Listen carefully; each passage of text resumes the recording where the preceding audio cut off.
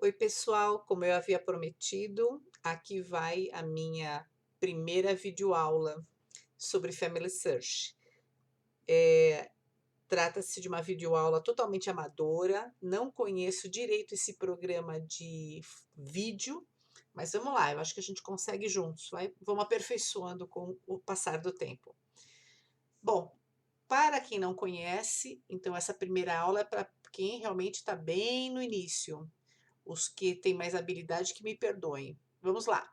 www.familysearch.org é o site. Esse aqui é um site da Igreja Mormon, que é uma igreja cristã na qual eu pertenço e muitas pessoas conhecem, que tem o maior sistema de guardar, armazenar e disponibilizar documentações do mundo.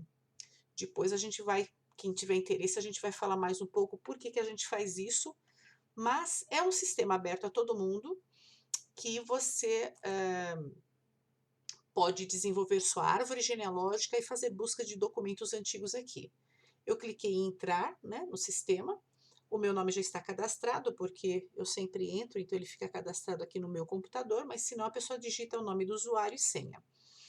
Se a pessoa não tem ainda esse cadastro feito, por favor, entre em conta gratuita e aí vai preenchendo todos os dados que o sistema pediu. Ao entrar no sistema, vamos lá, ele vai apresentar minha árvore familiar. Essa é uma página que está aberta aqui minha. Essa aqui são fotos de coisas, de documentos meus antigos que foram encontrados e que parentes meus me cederam e me fotografaram. Aqui são nomes de parentes ou possíveis sugestões de tarefas de nomes semelhantes aos que estão na minha árvore, mas nós não vamos comentar isso agora. Normalmente, quando se começa, ele entra aqui nessa área que é a própria árvore genealógica. A minha já é uma árvore muito grande, eu faço genealogia há mais de 10 anos, então eu tenho mais de 9.000 pessoas que eu descobri e coloquei, anexei na minha árvore. A árvore tem mais do que 9.000 pessoas porque ela acabou se ligando com a árvore de outras tantas pessoas. Para vocês conhecerem aqui, deixa eu crescer um pouquinho mais. Essa aqui sou eu, essa aqui é meu marido, meu filho, meus sogros e sogras e meus pais e avós e tudo mais. Algumas pessoas me perguntaram já como é que faz a nossa árvore ficar disponível para outras pessoas. Vamos lá. A primeira coisa, como eu sou uma pessoa viva, é óbvio, estou falando com vocês, vou abrir aqui a minha ficha de pessoa viva. Ela não fica disponível para as outras pessoas, então todas as pessoas vivas incluídas na sua árvore, elas não ficam visíveis para as demais porque tem privacidade de informações. Aqui tem meu nome, tem minha idade, que eu não tenho problema nenhum de falar qual é. Se alguém quiser me dar um presentinho, dia 25 de junho está chegando. Mas vamos lá. Aqui tem o nome do meu marido, quando eu casei, meu filho, meu pai, minha mãe. Essas informações não ficam disponíveis para as pessoas. Eu vou clicar de novo na minha árvore, porque, na verdade, a genealogia trata mais as pessoas falecidas. Então, a partir desse grupo, tanto os meus sogros quanto meus pais, que já são falecidos, todo o restante fica disponível desde que eu dê esse número. Deixa eu abrir aqui, que se chama o ID ou o ID, que é um número que cada pessoa da árvore tem, tá vendo? É uma sequência de números e letras que cada uma tem. Então, se, por exemplo, vocês clicarem esse número, quando mandar procurar uma pessoa pelo ID ou pelo ID, e vocês puserem essa sequência de números, vocês vão conhecer meu sogro, as fotos que tem lá e tudo mais, e a árvore dele. Porém, se vocês colocarem o meu ID ou o ID do meu marido, não vai aparecer porque vai dizer que são pessoas restritas por estarem vivas. Deu para entender? Então, eu já respondi uma pergunta que me fizeram: por que a minha árvore não aparece para todo mundo? Quando tem pessoas vivas, não aparece. A árvore de pessoas falecidas, a primeira pessoa falecida a partir de você, se você der o número, a pessoa que tem o Family Search consegue ver perfeitamente a árvore. Vamos lá.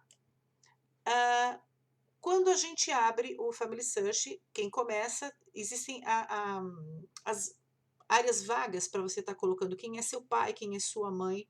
Eu vou só mostrar aqui um exemplo para vocês. Essa aqui é a árvore do meu avô. e a gente vai seguindo ela, vocês vão ver que tem muita gente que eu já localizei, que eu já encontrei.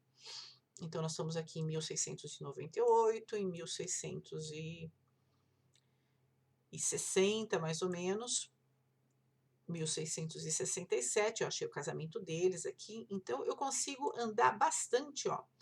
Eu tenho até 1570 e pouco, eu achei o casamento desses aqui em Faia, em 1595. Eu nem lembrava, achava que era até menos, que eu tinha conseguido, 1612 era o máximo que eu tinha avançado, mas não, tem coisas mais antigas. Quando chega, por exemplo, esse Antônio não tinha o sobrenome dele, só tinha o nome de Antônio, casado com Isabel Gregália, e eu não tenho a referência dos pais dele, só dela. Então, quando não tem o início de uma árvore, ou quando você está bem no finalzinho de um ramo que não tem, vai aparecer acrescentar pai e mãe. Então, nesse caso do Antônio, suponhamos que eu tivesse encontrado um documento de nascimento do Antônio, ou de um casamento, do nascimento de algum filho do Antônio, por exemplo, do Francisco, que constasse o nome do pai e avô, eu conseguiria avançar mais uma casa. Nesse caso, eu clico para acrescentar a pessoa e vai lá, ó lá. Aqui, por ID, tá vendo? Por número. Suponhamos que eu tivesse um número de um parente meu que descobriu essa pessoa falecida, eu vou lá e coloco aquela relação de letras e números e já me puxa todas as informações. Mas isso é algo mais difícil de se conseguir. Acontece depois quando as árvores começam a se agregar, mas por enquanto estamos no comecinho, vamos falar do arroz com feijão mesmo. Você vai colocar o nome, sobrenome da pessoa, masculino, falecido, normalmente, e um dado que muitas pessoas não se atêm. Quando a gente coloca, suponhamos que eu tivesse descoberto que o nome dele fosse Manuel e Ferreira. Muito bem. Eu sei que ele nasceu, se o filho dele nasceu na Guarda, em Portugal, como é o caso aqui, ou em Faia, né? A região de Portugal, eu poderia colocar Faia, Portugal, e o sistema me passa as possibilidades. Tem Faia em Viseu e tem Faia, paróquia de Faia. Eu poderia colocar, que é esse caso aqui. Sempre eu vou escolher uma sugestão do sistema, para que ele me padronize isso. Um erro que as pessoas fazem é, além de deixar essa linha vaga aqui, falar, e vai saber se ele nasceu lá, vai saber se ele morreu lá, mas eu posso colocar, por exemplo, só Portugal, e o sistema também aceita.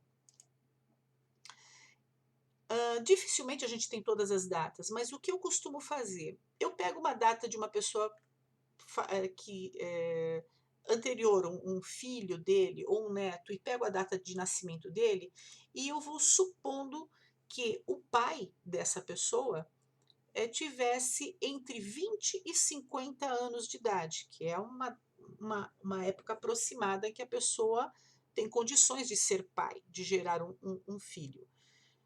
Então, quando eu não tenho a data, ao invés de eu deixar isso totalmente em branco, eu coloco o seguinte, aproximadamente, vamos supor, 1560. Verifiquem que o sistema me dá essa possibilidade. Mesmo que eu não tenha a data exata, eu posso colocar esse aproximadamente. Por que eu estou sugerindo isso agora, nessa altura do campeonato? Falecimento, eu nunca vou saber quando que ele faleceu. Mas, no nascimento, eu tenho que colocar uma data aproximada, baseado no nascimento do filho, uns 35 anos, uns 30 anos antes do nascimento do filho dessa pessoa. Por quê? Não corro o risco de, no futuro, uma pessoa encontrar o Manuel Ferreira, nascido em Faia, e falar, é o meu parente, e clica e gruda a sua árvore com a dele, só que esse Manuel Ferreira da outra pessoa nasceu em 1830. Então ele jamais poderia ter gerado um filho nascido em 1590. E o sistema não impede das pessoas de juntarem umas às outras. Aí começa a ter aquela confusão e aquela coisa que não combina. O pai, o filho e pessoas agregadas com datas que não batem absolutamente nada. Então, o que eu gostaria de deixar nessa primeira videoaula é o seguinte, aqui eu vou cancelar, tá, gente? Porque eu não vou criar um nome que não existe para ele aqui. Mas para as primeiras pessoas que estão assistindo essa aula, que vão começar colocando seus primeiros nomes lá no comecinho, lá no comecinho da sua árvore, colocar seus pai e mãe, data de casamento, todas as informações que vocês puderem colocar serão muito, muito interessantes. Porém, não deixe nenhuma data sem colocar um aproximadamente e um país. Mesmo que futuramente você tenha que corrigir, fala, puxa, eu pensei que ele tinha nascido na Itália, mas essa criança nasceu no Brasil. Você arruma depois, mas não deixa vago, porque isso vai ajudar bastante o encontro das árvores e a unificação de pessoas, tá bom? Então, a princípio, minha primeira aulinha, me desculpem que for avançado, mas a gente tem que começar do zero mesmo. E eu aconselho a todo mundo a montar sua árvore no Family Search, é gratuito, ninguém vai cobrar nada por isso. E começar a colocar os dados, até porque muitas pessoas me pedem ajuda, eu quero ajudar, mas não adianta pôr aquele textão cheio de nome, de datas, eu preciso enxergar na árvore. E aí, quando me passa uma árvore, eu consigo enxergar e eu dou um caminho para a pessoa ir, tá bom? Por enquanto, esse é meu primeiro teste. Desculpa os erros, desculpa os atropelos, eu realmente quero ajudar. Não sei se vou conseguir ajudar todos, espero que vocês não tenham uma expectativa muito grande, porque pode ser que tenha muita gente até mais avançado que eu, mas eu acho que a gente tem que fazer esse beabazinho que vai ser bom para muita gente, tá bom, queridos? Um grande beijo. Estou muito feliz por descobrir um monte de gente que gosta da mesma coisa que eu. Eu faço isso por crença, eu faço isso por amor, eu faço isso por um prazer enorme e descobri que tem muitas outras pessoas fazendo também por necessidade de busca de documentos. Então, se eu puder ajudar, vai ser muito legal. Um beijo e até mais.